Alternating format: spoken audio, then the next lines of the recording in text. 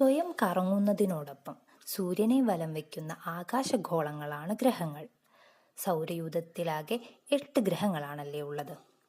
ഗ്രഹങ്ങൾ സൂര്യനിൽ നിന്നുള്ള അകലത്തിന്റെ അടിസ്ഥാനത്തിൽ ബുധൻ, ശുക്രൻ, ഭൂമി, ചൊവ്വ, വ്യാഴം, ശനി, യുറാനസ്, നെപ്റ്റ്യൂൺ എന്നിങ്ങനെയാണ് തിട്ടപ്പെടുത്തിയിരിക്കുന്നത്. ഇന്റർനാഷണൽ ആസ്ട്രോണമിക്കൽ യൂണിറ്റ് അംഗീകരിച്ച ഗ്രഹനിയമങ്ങളെല്ലാം പാലിക്കുന്നവയാണിവ. ഒരു ആകാശവസ്തുവിന് ഗോളാകൃതി കൈവരിക്കാൻ ആവശ്യമായ ഗുരുത്വബലം ഉണ്ടായിരിക്കണം. അതുപോലെ സൂര്യനെ മാത്രം വലം വയ്ക്കുന്നതും സാമാന്യം വ്യാസമുള്ളതുമായിരിക്കണം. തടസ്സങ്ങളില്ലാത്ത ഭ്രമണപഥവും ഉണ്ടായിരിക്കണം. ഇവയെല്ലാം ഗ്രഹനിയമങ്ങളാണ്.